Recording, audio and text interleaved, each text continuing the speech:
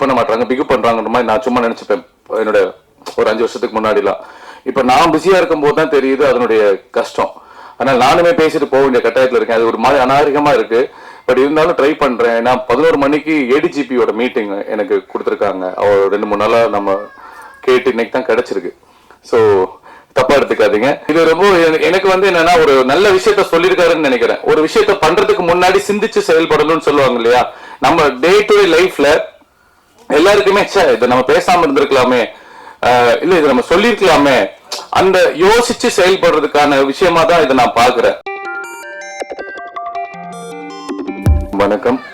பத்திரிகையுடைய நண்பர்களுக்கும் media press நண்பர்களுக்கும் காலை வணக்கம். மேடையில் அமர்ந்தவர்களுக்கும் அனைவருக்கும் என்னுடைய நண்பர்களுக்கும் வாழ்த்துக்கள். சந்தோஷமா இருக்கு.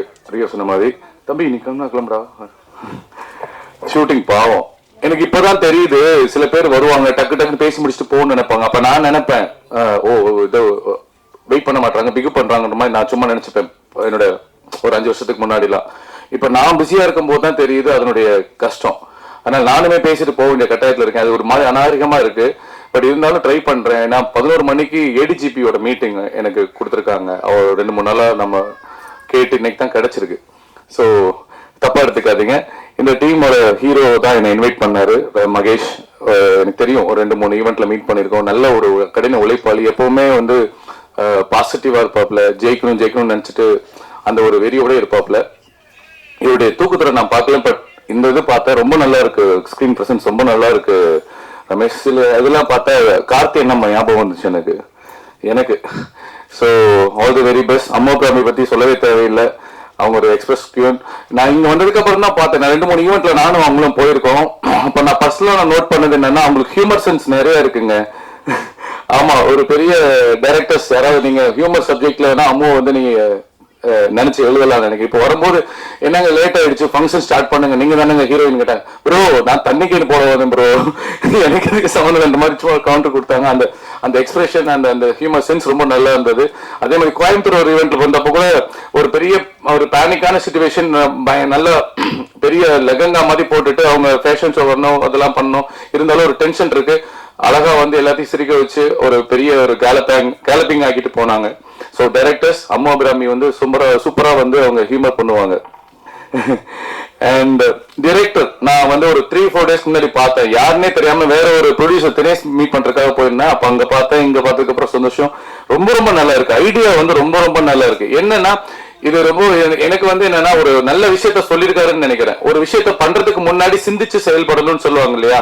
நம்ம டே டு டே லைஃப்ல எல்லாருக்குமே இதை நம்ம பேசாம இருந்திருக்கலாமே, இல்ல இதை நம்ம சொல்லிருக்கலாமே, அந்த யோசிச்சு செயல்படுறதுக்கான விஷயமா தான் இதை நான் பாக்குறேன்.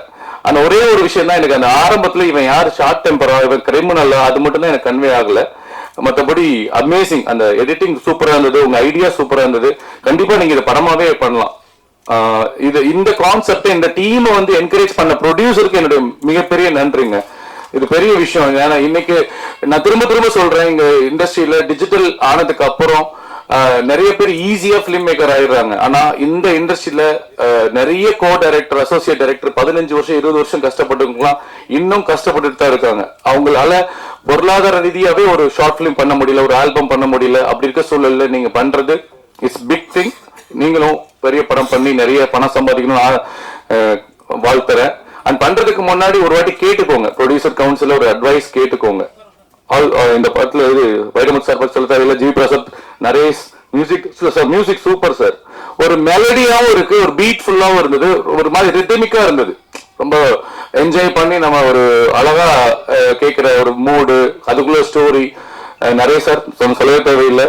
எவ்ரிவன் எல்லாருமே அவங்க வேலையை சூப்பரா பண்ணிருக்காங்க. வாழ்த்துக்கள். இதே டீம் செகண்ட் சான்ஸ் படமா வரணும். ஸ்ரீதர் மாஸ்டர் சார் பண்ணிட்டீங்க. அவரை சொல்லிடுறேன், நான் ஜோடியில நல்லா ஆடிக்காரு. இதுல நல்ல பெர்ஃபெக்டா மூவ்மெண்ட் பண்ண வச்சிருக்கீங்க. நான் சொல்ல தேவையில்லை. எல்லாருமே சூப்பரா பண்ணிருக்கீங்க. வாழ்த்துக்கள். அடுத்த மீட்டிங் நம்ம படத்தோட சக்சஸ் மீட்டிங்ல பார்க்கலாம்.